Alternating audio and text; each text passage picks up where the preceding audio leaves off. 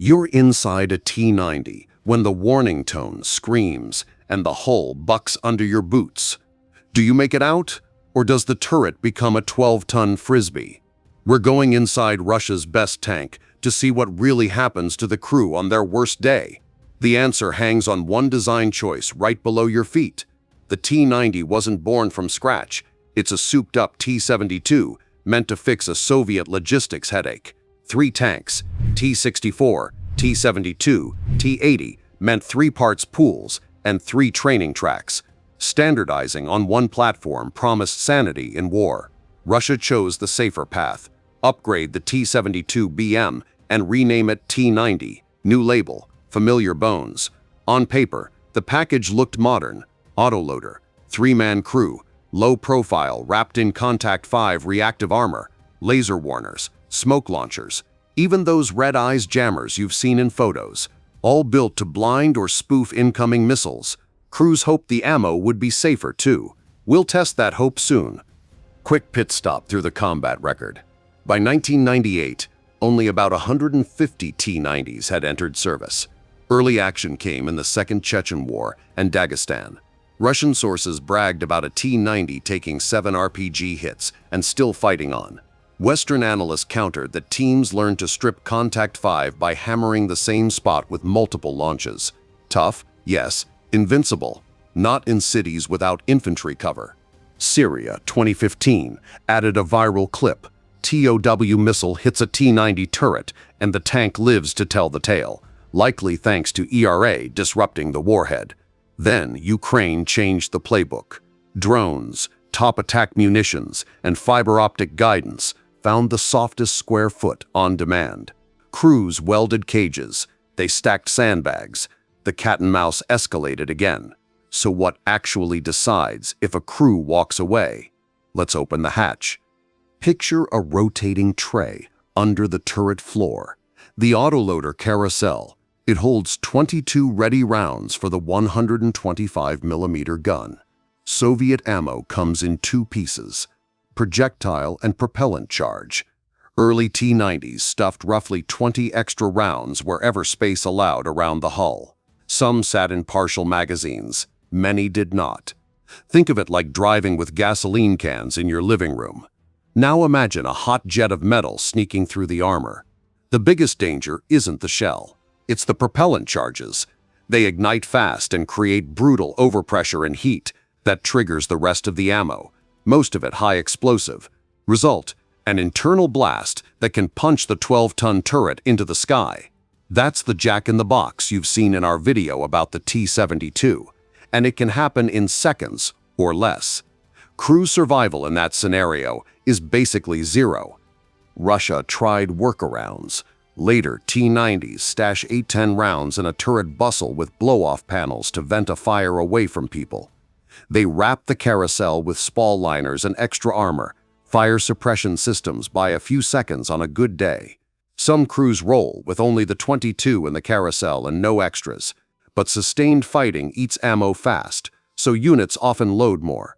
The bomb stays under your seat. Here's a quick gut check. If carrying fewer rounds bumped your survival odds, would you accept lower firepower? Drop your take in the comments because crews face that trade-off for real. Let's start with the viral example you've probably watched. A Ukrainian-operated Bradley with a 25mm chain gun hammers a Russian T-90. On paper, 25mm shouldn't beat a modern MBT's armor. In practice, repeated hits wrecked optics and controls. The turret spun out. The driver lost it. The tank stuck. The crew bailed. A drone destroyed it later. Reports said 2 crew members died.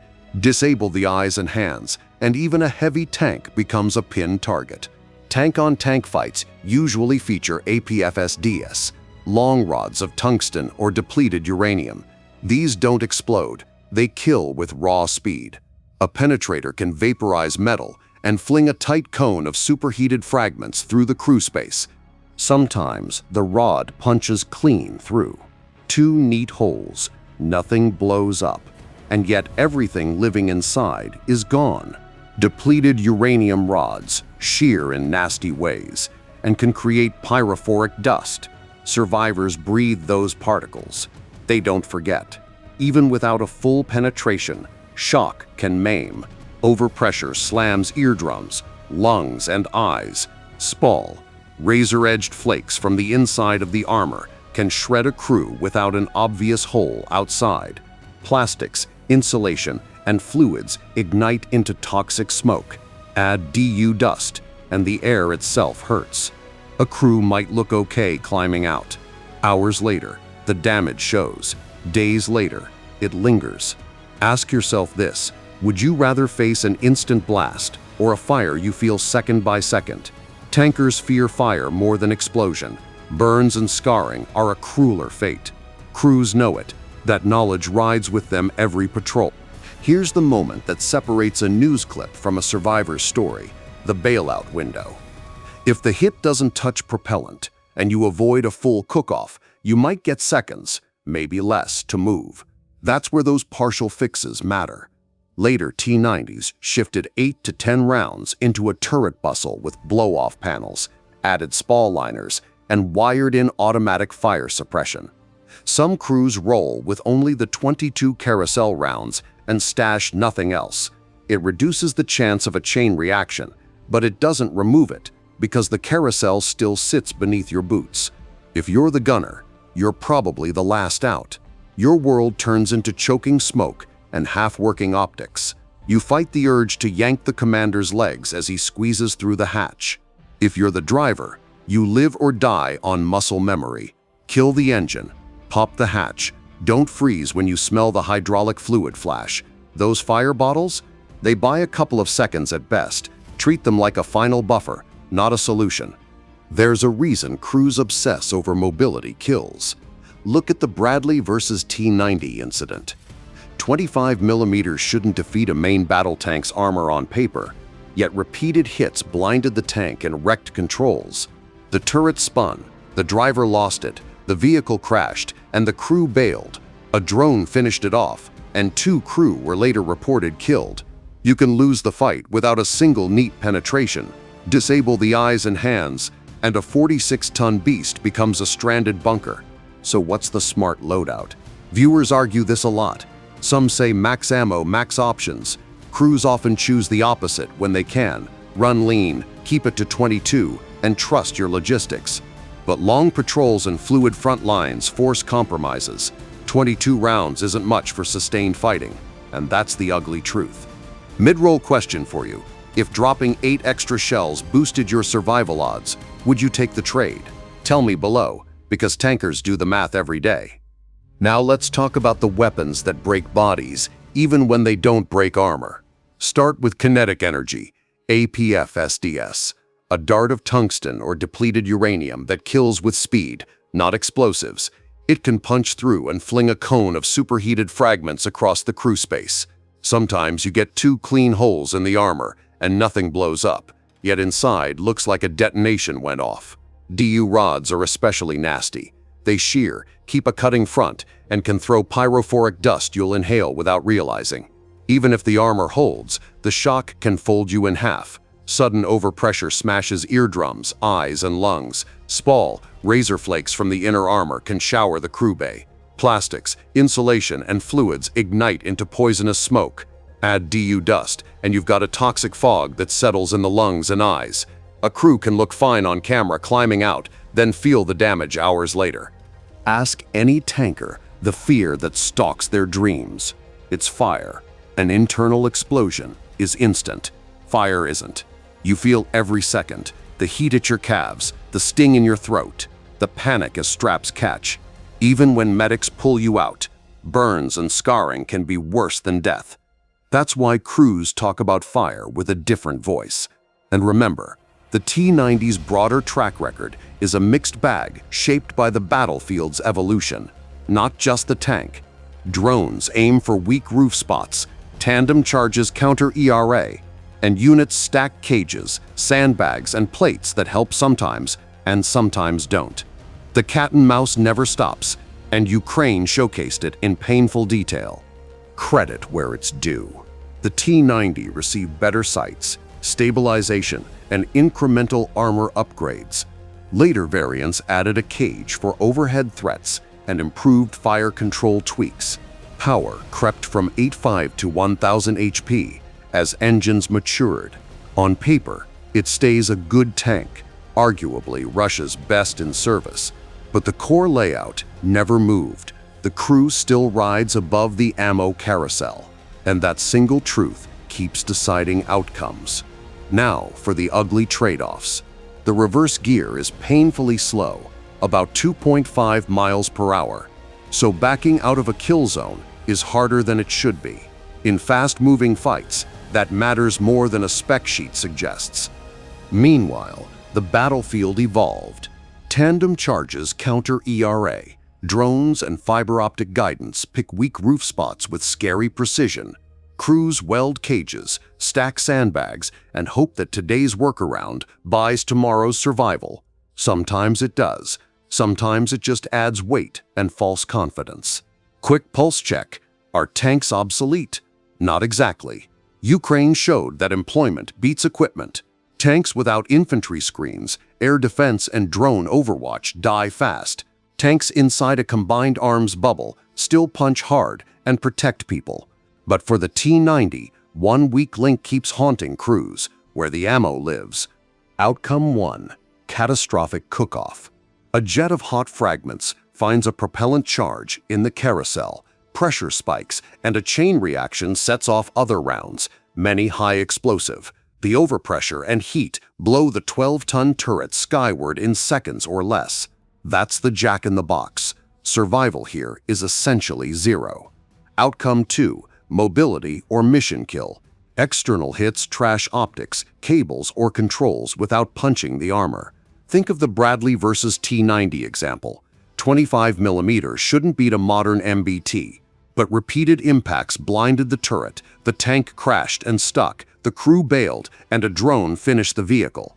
Reports said 2 crew later died. The tank lost without a perfect penetration. In these cases, your bailout window is seconds, and fire suppression buys only a couple more at best. Outcome 3. The slow, invisible injuries. A kinetic penetrator, or near penetration, slams the crew with shock. Overpressure hits ears, eyes, lungs, spall. Razor flakes from the inner armor sprays the fighting compartment. Plastics and fluids ignite into toxic smoke. If a DU dart is involved, pyrophoric dust adds to the damage you can't see but will feel later. You might walk away on camera and pay for it that night. Where do small choices change fate? Ammo carried. Crews sometimes run lean. Only the 22 rounds in the carousel, nothing extra in the hull. It helps, because fewer loose propellant charges mean fewer ignition points. But 22 rounds isn't much for sustained fights, so many units reload past the comfort zone. Every shell you add increases the number of bad paths. Pause and guess, which outcome dominates in real footage you've seen lately? Drop it below. Your comments teach the algorithm what to recommend next. Here's the balanced verdict. The T-90 is capable, proven, and still improving in small ways. But it never fixed the most important thing, the ammo arrangement that sits below the crew. Every upgrade added nicer optics, better stabilization, and small armor gains. The same old danger stayed inside. The wider lesson is bigger than one tank. The cat-and-mouse cycle won't stop. Armor gets better. Warheads adapt. Drones force new counter-drone layers. Guidance gets smarter. Crews improvise with cages and sandbags. Attackers adjust aim points. It's a grim loop, and the human cost always lands hardest. So, are tanks obsolete? Not when used right. But survivability now depends on doctrine and discipline as much as steel. Keep the ammo lean when you can. Pair the tank with infantry, EW, and drone cover. Avoid roads and funnels that feed top attack shots. And remember, your reverse gear is slow, so plan the exit before the entry. Here's the part we don't glamorize. Even when a T-90 survives, crews pay a price you can't see on a drone feed. Shock waves slam ears, eyes, and lungs. Spall, razor flakes from the inner armor can shower the fighting compartment. Plastics and hydraulic fluids ignite into a toxic fog that you breathe before you know it. If a depleted uranium dart was involved, pyrophoric dust adds a layer you'll only feel later. You might look fine climbing out on camera and still be in trouble by nightfall. Fire is the worst fear of any tank crew member. An internal explosion is instant, but fire isn't. You feel each second the heat at your feet and legs, the sting in your throat, the panic when straps catch. Even if you are rescued, burns and scarring cause unbelievable pain and can ultimately become a life sentence. Now, zoom out. The T-90 still rates as a good tank on paper, arguably Russia's best in service, but the upgrades that made it look modern never really solved the thing that decides whether a crew walks away. Ammo sitting with the people. Every new feature was layered on top of the same old danger. Battlefields evolve faster than brochures. ERA led to tandem charges. Drone jamming led to fiber optic control. Crews welded cages and stacked sandbags. Attackers just shifted aim to the next weak square foot. That's why footage from Ukraine can make tanks look obsolete, even when the real lesson is about employment and adaptation, not the death of the platform. Think about this. If you were to be riding in a T-90 tomorrow, what do you change first? Your ammo load, your route, or your bailout drills? Let's put it in plain terms. 3 outcomes dominate a T-90's worst day. Firstly, the catastrophic cook-off. A jet of molten fragments finds propellant in the 22-round Carousel.